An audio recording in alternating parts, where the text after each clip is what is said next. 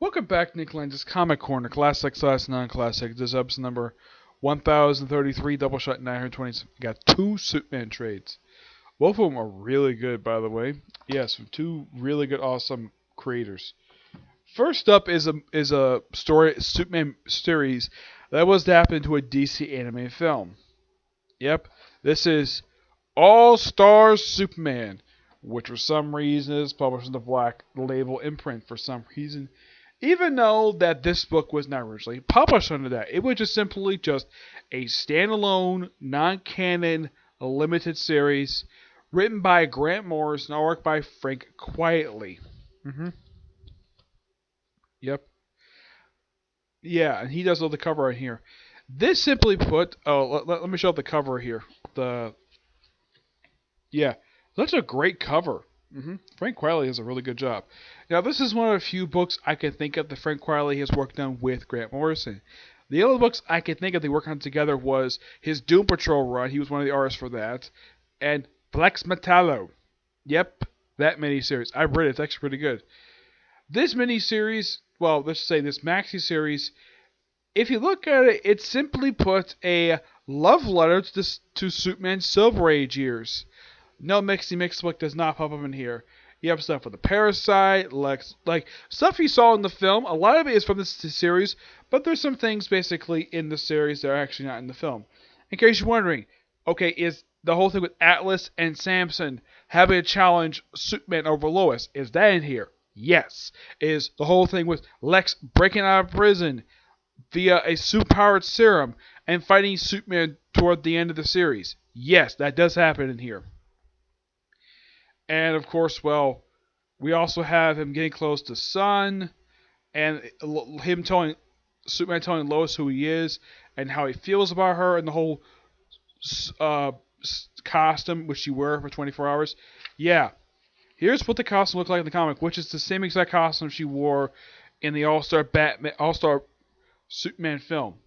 Yeah, also point out though about Superman. Yeah, unlike traditionally we see his red underwear, it looks like work underwear. But basically, what Frank Quietly did, I think he took basically what he did. He dug up the old. I would say this is the Golden Age costume. Yes, I mean if you look at this costume, yes, this is pretty much the classic Superman costume. But it does look a little different. For one thing, the cape is shorter than it normally is, and his underwear looks like shorts. It instead look like a freaking speedo like it normally does. Well, where it shows off like part of the leg. That's how normally it looks. But this is basically a lot of Silver Age, like Superman and Clumsy, which is basically a small nod also not only to Silver Age, but also the Chris Reeve Superman, the whole thing of push-ups, glasses thing that he constantly did in the movie. Yep. Yeah, what else? Let's see. There are some things they don't have in the movies. For one thing, they don't have the whole thing with Jimmy Olsen, his subplot in this series, which that was partially adapted into the Batman v Superman film. Yeah, with him being agent of some agency, though basically CIA. Now, one thing the series basically does do, at least Frank Riley points out in the artwork, that if you look at Superman's face, I mean, throughout the series, it's slowly cracking. Also, there's an encounter in here with Bizarro. That's actually not in the film. Nope. Yeah, Bizarro's in here. Yep. We also have the Sun Eater, which is also from the comic movie, is also in the movie as well. This series was published in, yeah, believe it or not, from 2005 to 2008. Yeah, I have no. Let me look it up in here. I'm gonna look up see exactly why this was. It's particularly very strange. Unlike some other series, it was probably delayed due to, well, if you look, let's say, Spider-Man slash Spider-Man slash Black Cat, even Men Do, that was delayed mainly due to the fact that Kevin Smith is lazy. hmm You want to know another series that was heavily delayed and still to this day never been finished? All-Star Batman and Robin Boy Wonder. Yep, that book. hmm Yeah, for some reason, that particular book, as far as I know, has only released 10 issues. Yes.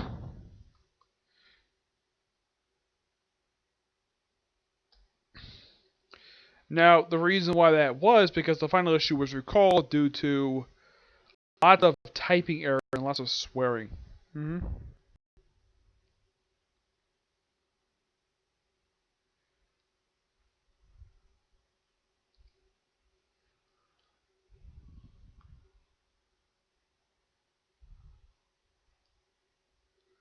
Yeah, I'm looking up here. There's basically no explanation, like, of why in the world that the series was delayed. I highly doubt it was due to the. It's by far the only book I can think of Grant Morrison's ever worked on that actually suffered through delay. Yes, the only one I can think of that actually did it. Though, as far as I know, they never bothered to explain why this was. Hmm. Well, it could have been possibly due to, well, I don't know, mm, maybe due to the fact maybe split in half. That's possible. But this is a fantastic limited series, and I'm gonna give this book roughly a 10 out of 10. It's really good. Here's something definitely that's gonna be receive a 10 out of 10. Superman's pal Jimmy Olsen by Jack Kirby. Yep, this collects this entire run he did for the book, collecting issues 133 to 139 and 141 to 148. You probably noticed I just skipped. I did not mention 140. Well, there is a reason for that. Why this issue was skipped over? Because it's very common in the 60s and 70s to have reprint issues. Yeah, that's all 140 was. It was simply a reprint issue. Yes, that's all it was. Jack Kirby writes and draws this entire. Everything that's in here is all Jack Kirby. Yep.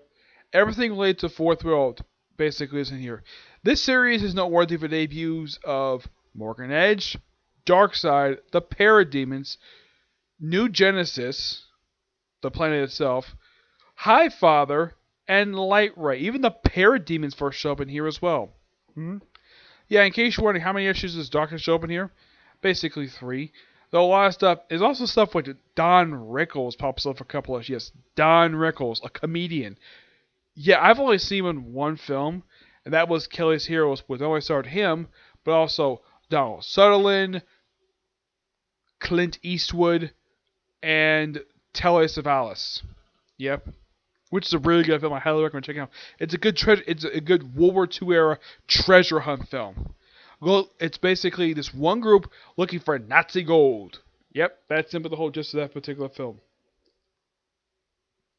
Yeah, the whole thing with, and they have stuff related to Galaxy Communication, which is brought up by Morgan Edge.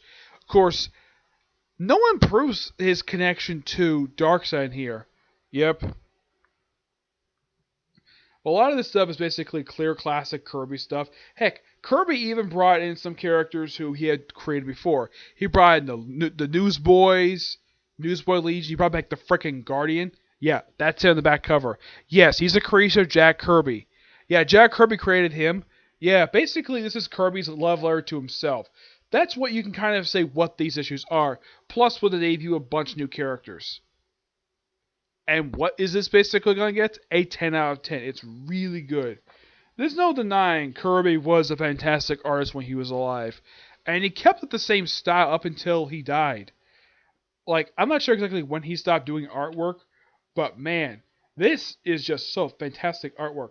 This also is a debut of an item that actually would pop up, I believe, in Young Justice. The Volkswagen. Well, actually, this will show up in the pages of Superboy. Now, there is one other character who basically appeared in a lot of issues of the Superboy book from the 1990s.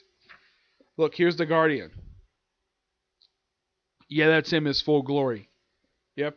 But there is one character, those of you who have actually read the Connor Kent Superboy book, the 100 issue run, there is one particular character who makes his debut in these issues. Meet Doubleshot. Yep, this is his first appearance. Yep, that's how Kirby first drew him, from issue number 136. Yeah, who knew that character created by Jack Kirby will later become a supporting character in a book featuring Superboy, which during the last couple years, the book, it was simply a love letter to Jack Kirby. So yeah, anything you get from me when it comes to New Gods, basically this is a high recommendation for you. Basically, I recommend this book to people fans of Jack Kirby, the New Gods, definitely fans of Superman because they will love this book. Kirby does a fantastic job basically drawing Superman. That's all he does, Superman on the cover. And I'm also giving this book a 10 out of 10. It's really good. If you wonder how much this book cost, basically, when the library first got it, it's only $29.99, which is pretty good, pretty decent price for a book that contains, like, well, no, basically about 15 issues. Yeah, no annuals, it's 15 issues, but this is really good. Yep.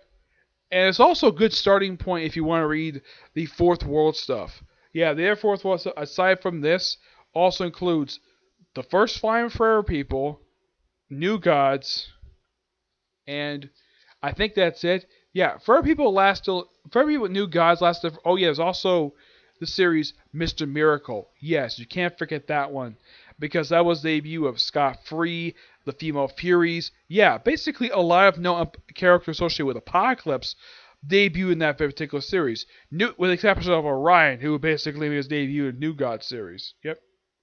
So yeah, that's it for this particular review. Next one, comment a review of the newest chapter of Case Closed. Okay, but see you there. Bye.